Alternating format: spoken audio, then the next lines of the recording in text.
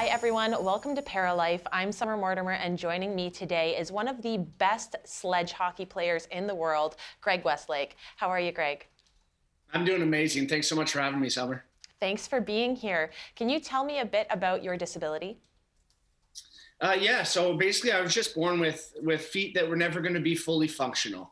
And so basically my parents had to make a tough decision right away, basically, to amputate my feet and give me the best chance at just living a normal life. And so got fitted for prosthetics. I get around on two artificial legs, basically just amputated from about the ankle down on both sides. You've been playing hockey for almost your whole life. When did you find your sport?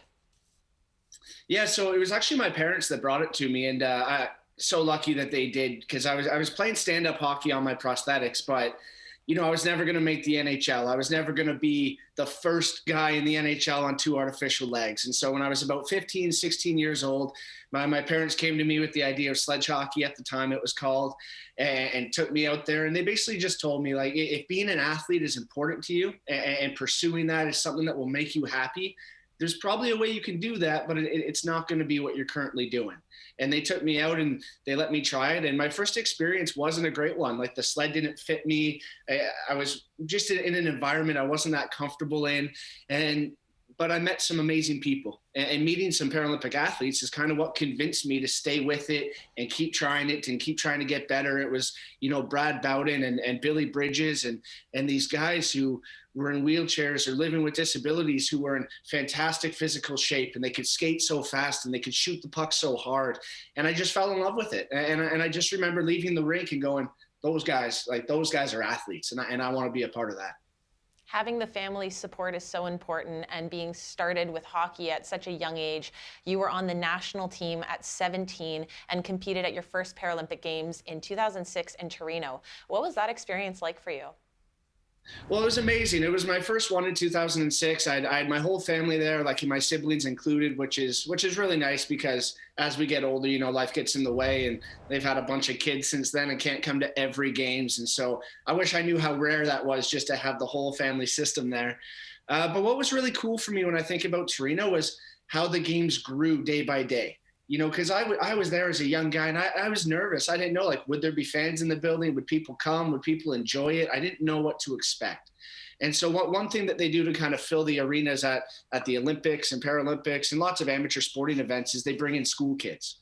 And so the first game we play, I play in front of 5,000 screaming school kids. And it was okay. It was a cool experience. But then as the tournament grew, our sport really grew in popularity. So the first game is in front of a bunch of school kids. By our gold medal game, they had our game broadcast in the town square in Torino, and there was about 10,000 people just standing around watching our game who couldn't get into the building. And so it was really fun, just kind of in that 1 week we were there competing, so many people fell in love with the Paralympics. And I just remember coming home thinking, like, I want to be a part of that. I need to go to more of those. And I was just so excited about what the future had. That sounds like such an incredible experience at 17 years old. And at 21, you competed in 2010 in Vancouver at the Paralympic Games. What was that experience like for you, and how did you handle the pressure? I remember in Vancouver 2010, that was tough, not so much from a leadership perspective, but it was really difficult just being in Canada. And it was tough because our sport, like I was talking about with Torino, we don't get a ton of exposure all the time. And all of a sudden, you're in Vancouver. And I remember Lululemon at the time was making sledge hockey T-shirts that everybody was wearing around town. And just the fact that people knew our sport, like, for me, it was mind-blowing. And then on top of that, the men's team, like Sidney Crosby had the golden goal in overtime. The women's team won gold as well. So I remember as the broadcast was wrapping up the Olympic Games, the announcer goes, and the sledge hockey team for Canada, you're next. And so I remember just at that age thinking, like, we have to win. Like, not winning isn't an option. You don't even realize that life will carry on if you don't win. But at that time, that was the pressure of playing in Canada, which was really, really difficult at the time.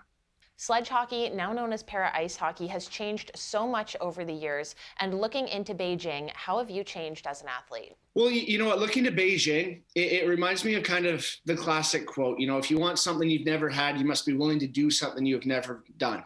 And that makes me think of our group right now really well, because we've spent so much time on our mental toughness, on our sports performance, things that we never got a chance to really emphasize before. So we've always been a group that's in shape, that loves to play the game of hockey, that wants to compete.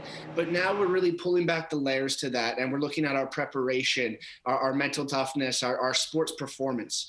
And so we've just done so much work on the sports psychology aspect of the game. And we're a group of hockey players that for the last 2 years have been doing book reports just because we wanted to and we want to get better. So, we've been chipping away at this thing. We're working on every aspect, and now we get to go, kind of see the fruits of our labor. And balancing life and sport is never easy. Everyone needs a life outside of sport. Are you into any hobbies? Do you have any future opportunities for when you retire? Gee, you know what? It's funny. Like when you ask me that, there's two questions. I do have a lot of hobbies outside of sports, but like for me, like when I think about years down the road, like I still want to be involved. And so sometimes like on the side of playing hockey right now, I love doing this. I love jumping on and talking sports. I love working with media. I had the opportunity to film 2 seasons of a show with AMI the last couple of years, which was really fun. I just felt like I needed more experience on camera and more experience as an interview and doing all that stuff. So we managed to do 2 seasons, and we did one during the pandemic and one right before. So we did a series called Level Playing Field and then another one called Beyond the Field. And it was really fun because we got to do not just high performance sport, but we looked at grassroots level. We looked at people making a difference in communities.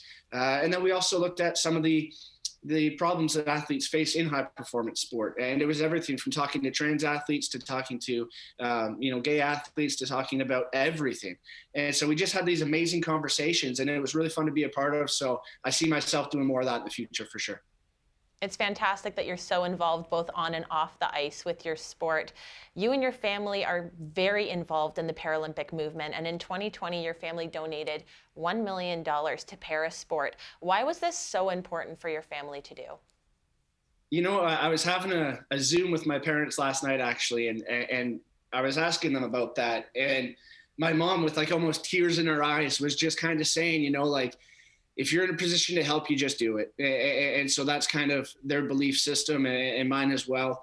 But when you look at Parasport, like they just love it. Like they're involved and separate from what I'm doing. Like they're always doing their own thing. I'm doing my thing. And it's great when it comes together. But, Paralympic sports are expensive. And adaptive sport in general is expensive. And when you look at a beginner set of skates, what that costs to get involved in, stand-up hockey, it's a fraction of the cost of what a new sled costs. And so when somebody with a disability wants to go try hockey for the first time, that's a really expensive endeavor. And so if we can help in any way to make sure that those costs are offset and kids get involved that otherwise maybe wouldn't have had the chance, I think that's a really great thing. Funding is so important in Parasport, and you guys have been so supportive. How else are you encouraging people to try sport and to see its benefits, both physically and mentally? Well, we do a lot of try it days, and again, it's more hockey specific. But we get a bunch of sleds, we get people out there, and I think the big thing is just learning the benefits of a healthy, active lifestyle. One thing I've been a big advocate for is people with disabilities. It's almost more important for you to stay in shape, even just on the recreational level, because your life is harder. If you picture somebody who's in a wheelchair that has to transfer from their wheelchair to a vehicle every day, vehicle out into their wheelchair, it's hard enough to do that 10 times a day, let alone if you're an overweight person. And so I just think being in shape, learning just the benefits that sport gives you, it makes your life easier, especially for people with disabilities. So for me, it's not about winning gold medals. It's not about playing for Team Canada all the time. It's just about getting out there and realizing that your life can be so much more enjoyable and better if you're enjoying those benefits. And you've been to 4 Paralympic Games. This is your 5th Paralympic Games, and you're heading off to Beijing very soon. Is this your last Games, and what are your goals? That's a great question. I've been saying it's my last Games to everyone that would listen, that I'm retiring. But, with all this COVID stuff, it's been tough. Again, I was talking to my parents last night, and my mom was so emotional talking about how she won't be able to be at my last game ever. And so that was kind of made me sad a little bit. But yeah, I do think it will be my last one. And I just want to enjoy every day. As as a Paralympian, they fly by so fast. You feel like it's such a long build up, and then you feel like you blink and you're on the plane home. And that's how I feel anyways. And so in the past, I feel like I'm there and I'm just so hockey focused. And when I think back to some of the more enjoyable moments I've had, it's when I get to meet other athletes from other countries, and even just other athletes from Canada that I don't get to train with on a daily basis, and have those conversations, learn about other people. So I just want to go there and enjoy every day. You know, the results are going to take care of themselves. All the COVID stuff's going to be there in the background, and I'm just going to be there trying to have a smile on my face every single day. Well, enjoy the experience, soak it all in. Wishing you the best of luck. Can't wait to see you on the ice. Thanks, Greg. Thank you, Summer.